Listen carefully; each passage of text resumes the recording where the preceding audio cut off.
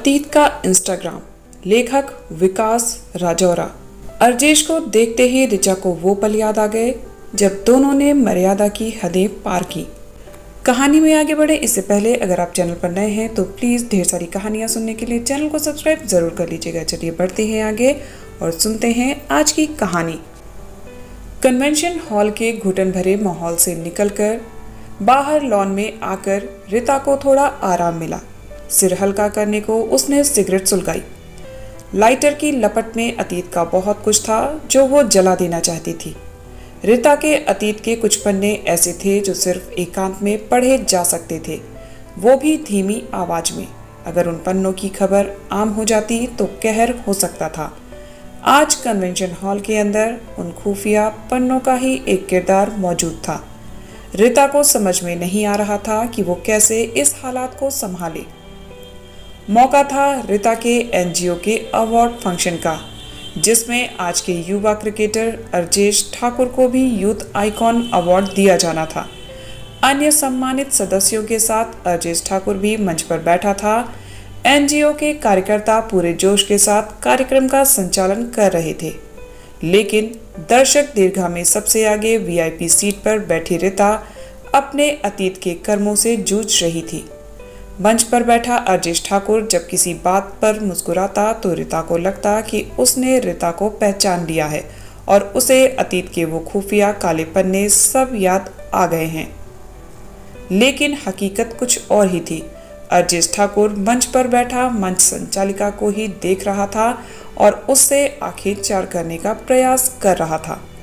थोड़ी देर में जब एनजीओ के बच्चों की नृत्य नाटिका शुरू हुई तो पहली फुर्सत पाकर ऋता हॉल के बाहर लॉन में आ गई। जब ऋता ने अतीत की उस धूमिल गली का रास्ता पकड़ा तो सब कुछ किसी सिनेमा की तरह आंखों के सामने घटित होता सा प्रतीत हुआ। ऋता अपना अतीत याद करके आत्मग्लानि के मारे धरती में गड़ी जा रही थी। उसको याद आ रही थी 15 साल पुरानी जून के महीने में आगरा की वो सुस्त दोपहर, जब पति की अनदेखी से तंग आकर उसने इंटरनेट पर दिल बहलाने को अपना याहू का अकाउंट बनाया। ऋता का अपने पति से सामंजस्य कभी भी बैठ नहीं पाया, जिसका एक मुख्य कारण उम्र का फासला था। ऋता अपने पति से 10 साल छोटी थी। ऋता के पति एक बड़े इंडस्ट्रियलिस्ट थे और काम के सिलसिले में हफ्तों महीनों शहर के बाहर रहते थे। उन दिनों वो आगरा में इसलिए थे क्योंकि उन्हें एक होटल खरीदकर नए तरीके से चलाना था, जिसके लिए ऋता के पति ने दिन रात एक कर दिया था। उनका घर एक आलीशान बंगला था, लेकिन घर में परिवार सदस्यों से ज्यादा नौकर थे। नौकर भी रात को अपने घर चले जाते। ऋता को लगता जैसे वो सोने के पिंजरे की बुलबुल है। ऋता की न मानसिक जरूरतें पूरी होती, न बौद्धिक और न ही शारीरिक। घर ऋता को काटने को दौड़ता और जीवन निरर्थक सा लगता। जिस उम्र में उसे बच्चे का पालन पोषण करना था, उस उम्र में ऋता के हिस्से आया तो सिर्फ पति का इंतजार। ऋता को समझ नहीं आता था कि वो सजे सवरे तो किसके लिए, क्या फायदा ऐसी जिंदगी का। ऐसी ही एक सुस्त दोपहर को जब ऋता बेडरूम के फर्श पर लेटी बगल में पड़े लैपटॉप पर अख्तरी बाई की गजल सुन रही थी, तभी लैपटॉप से मैसेंजर की बीप सुनाई दी। ऋता ने लैपटॉप उठाकर देखा तो याहू मैसेंजर में किसी लड़के का मैसेज आया था। एक बार को ऋता ठिठक गई। एक अनजाना सा डर जैसे ऋता को छूकर निकल गया और बदन में जैसे सिहरन सी दौड़ गई। लेकिन शाम तक धीरे धीरे इस माध्यम में ऋता पारंगत हो गई। उस शाम उसने इंटरनेट पर बहुत से दोस्त बनाए, ज्यादातर लड़के। ऋता को इस नए शक्ल में बहुत मजा आने लगा। ऋता को लगा जैसे जीवन में पहली बार अपने हमउम्र लड़कों से बात कर रही है। उसका जैसे दिल लग गया और अकेलापन दूर सा होने लगा। लेकिन शुरू में जो मजा सा लगे वो कब सजा सा लगने लगे कौन कह सकता है। ऋता बहुत देर से लॉन में खड़ी थी। नजरें एकटक अंधेरे को घूर रही थी और हाथ में एक पतली काली सी सिगरेट सुलग रही थी। ऋता की तंद्रा तब टूटी जब कन्वेंशन हॉल के अंदर से तालियों की गड़गड़ाहट सुनाई दी। ऋता समझ गई कि कार्यक्रम का हाफ टाइम हो गया है। अब सभी लोग डाइनिंग हॉल में अल्पाहार के लिए जाएंगे। ऋता को थोड़ा आराम मिला कि वो कुछ देर और यहाँ जनता से दूर खड़ी हो सकती है। अतीत के इन्हीं ज्वार भाटों में डूबती उभरती रीता अपने ख्याल धुएं में उड़ाती लॉन में खड़ी थी कि तभी एक मानव आकृति अंधेरे में उभरी। रीता ने देखा कि कोई पुरुष आकृति अभी लॉन में आकर खड़ी हुई है और अपनी जेबें टटोल रही है। रीता ने अपनी आधी जली सिगरेट फेंक दी और उस पुरुष आकृति की तरफ देखने लगी। उस पुरुष आकृति ने सिगरेट सुलगाने को माचिस अपने मुंह के पास किया तो रीता ने जाना कि यह अर्जेश ठाकुर ही था। एक बार फिर वही सिहरन रीता के शरीर में दौड़ गई। दोनों के बीच काफी दूरी थी, लेकिन रीता को ऐसा लगा जैसे वह बिना किसी आवरण के खड़ी है। सही और गलत के बीच की खाई की तलहटी में खड़ी रीता की तंद्रा तब टूटी जब अर्जेश ठाकुर उसके एकदम नजदीक आकर खड़ा हो गया। अर्जेश ठाकुर ने लगभग तीसरी बार रीता को मैडम कहा। तब जाकर रीता अतीत से वर्तमान में पहुंची। मैडम, अच्छा आयोजन है आपका। अर्जेश ठाकुर ने बात शुरू करने के लिए रीता को कहा। जी, हमें खुशी है आपको अच्छा लगा। क्रिकेट के फील्ड में आप जिस तरह देश की सेवा कर रहे हैं, हमें आप पर गर्व है। रीता ने औपचारिक रूप से उत्तर दिया, लेकिन उसका मन चीख चीख कर बोलना चाह रहा था कि तुम वही अर्जेश ठाकुर हो ना जिसकी बाईं जांघ पर तिल है। अरे मैडम, सबका अपना अपना काम है।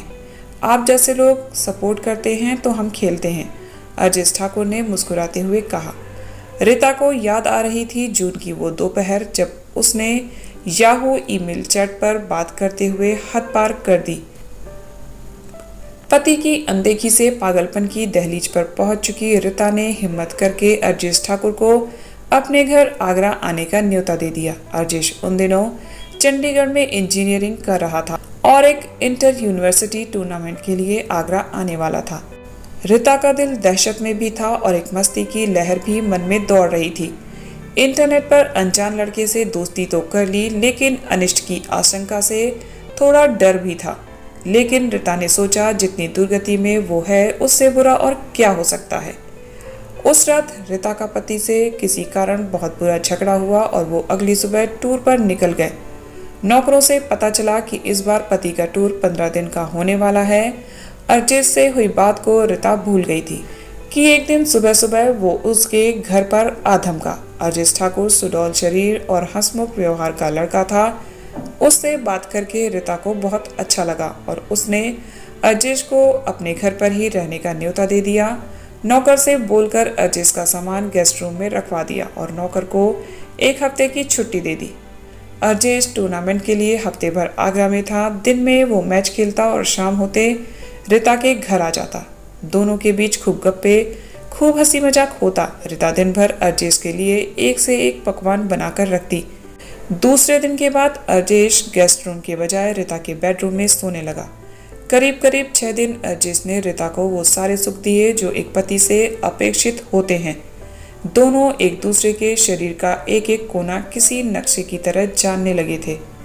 छठे दिन रीता ने भारी मन से अर्जेश को विदा किया और वादा किया कि दोनों भविष्य में संपर्क में रहेंगे और मिलते रहेंगे। लेकिन भविष्य के गर्भ में क्या है यह तो केवल भविष्य ही जानता है। रीता ने अर्जेश को एक मोबाइल भी खरीद कर दिया। अब दोनों देर रात तक सब तरह की बातें मोबाइल पर करते। रीता जब कुछ अच्छा ओढ़ती पहनती तो फोटो अर्जेश के ईमेल पर जरूर भेजती। इनमें कुछ ऐसी तस्वीर भी होती जिन्हें देखने का अधिकार केवल पति को होता है। अतीत के इस भंवर में रीता डूबती जा रही थी और एक के बाद एक बात उसे याद आ रही थी। रीता अब भी मान रही थी कि अर्जेश को सब याद है और वो जानकर भोला बन रहा है। रीता ने खुद को झकझोरा और अपनी आज की हैसियत को याद करके एक बार फिर अर्जेश ठाकुर से बात शुरू की। अर्जेश जी, हमें पता लगा आप इंजीनियर हैं चंडीगढ़ से। अरे मैडम, इंजीनियरिंग की डिग्री लेने से कोई इंजीनियर थोड़ी हो जाता है। और रही बात चंडीगढ़ की, तो हम भारतीय हैं सबसे पहले, अर्जेश ने अपने खिलंदड़ी अंदाज में जवाब दिया। फिर भी किसी शहर खास से तो होंगे आप? अपमान का घूंट सा खींचकर रीता ने पूछा। मैडम, हम तो क्रिकेटर हैं, सारा जहां अपना है, जहां मैच हो वहीं के हम हैं। रीता समझ गई यह अपने मत में चूर पुरुष है जो अभी सफलता के शिखर पर है। अब रीता ने हिम्मत की अर्जेश ठाकुर को टटोलने की। रीता ने सोचा क्यों ना उसको अतीत के उसी समय में ले जाए जब वो दोनों बहुत छोटे से अरसे के लिए हम निवाला हम प्याला हुआ करते थे। आप कभी आगरा गए हैं? रीता ने अपने आंसुओं पर काबू कर अर्जेश की तरफ मुस्कुराते हुए एक और सवाल फेंका। अरे मैडम, क्या मैं आपको पागल लगता हूँ? आगरा क्यों जाऊंगा? ऐसा बोलकर वो ठहाका मारकर हंसने लगा। रीता एक बार फिर ठगा सा महसूस कर रही थी। ऐसा ही ठगा हुआ उसे तब लगा था जब उसने अपने पति को एक महिला के साथ अवैध संबंध में लिप्त पाया और तलाक ले लिया। लेकिन इतने साल रीता इस अपराध बोध से ग्रस्त थी कि वो भी कहाँ पाक साफ है। रीता खुश थी कि उसकी गलतफहमी को आज एक सुलझाव मिला। रीता दुखी इसलिए थी कि जैसी भी यादें थी उस अतीत की, उसे खुशफहमी में रखती थी। रीता को आज एक महत्वपूर्ण सबक मिला था। जीवन औरत या मर्द के रूप में नहीं, एक जिंदा इंसान के रूप में जीना चाहिए। अर्जेश ठाकुर की ठहाकेदार हंसी सुनकर वहां मौजूद मीडिया कर्मियों ने उसे घेर लिया। रीता मीडिया कर्मियों की भीड़ के कारण अर्जेश से दूर होती चली गई। रीता पिछले 15 सालों में धीरे धीरे अर्जेश ठाकुर से फासला बना पाई थी, वरना दिन में कम से कम एक बार अर्जेश ठाकुर की याद करके रीता मुस्कुरा लेती थी और उम्मीद करती थी कि अर्जेश भी उसको याद करता होगा। लेकिन यह उम्मीद भी समय की धारा में आज बह निकली। रीता आज सच में अरसे बाद खुद को हल्का महसूस कर रही थी। थोड़ी देर में कन्वेंशन हॉल के अंदर दोबारा तालियां बजने लगी। इस बार रीता को लगा यह तालियां उसके लिए ही बज रही हैं। रीता को खुद पर गर्व हो रहा था कि उसने अपने कलुषित और शोषित अतीत को पीछे छोड़ दिया है। रीता हल्के हल्के कदमों के साथ गीत गुनगुनाती हुई कन्वेंशन हॉल की तरफ बढ़ने लगी। जब तक रीता हॉल के दरवाजे तक पहुंचती, उसने फेसबुक, इंस्टाग्राम और स्नैपचैट जैसे तमाम ऐप डाउनलोड कर लिए, जिनसे वो इतने साल इस भय से दूर थी कि वहां उसका सामना अर्जेश ठाकुर से ना हो जाए। आज बहुत सालों बाद रीता स्वयं में स्थापित हुई थी। रीता को समझ में आ गया कि आत्मग्लानि से केवल मन गलता है और वर्तमान दूषित होता है। जीने का तो एक ही तरीका है, जमाने के साथ चलो और हर दिन जिंदा दिली के साथ जियो। हॉल वही था, समय वही था, लेकिन दर्शक दीर्घा में पहली लाइन में बैठी रीता मुस्कुरा रही थी। उसका मोबाइल कभी इंस्टाग्राम तो कभी फेसबुक के नोटिफिकेशन से घनघना रहा था। ये नोटिफिकेशन इस बार सिहरन नहीं, सुख दे रहे थे। तो दोस्तों, आपको ये कहानी कैसी लगी कमेंट करके ज़रूर बताइएगा। इसी तरह की ढेर सारी कहानियों के लिए चैनल को सब्सक्राइब ज़रूर कर लीजिएगा। मिलते हैं नेक्स्ट वीडियो में एक और नई कहानी के साथ। तब तक आप सब हंसते रहिए, मुस्कुराते रहिए, खुश रहिए। Bye bye, take care.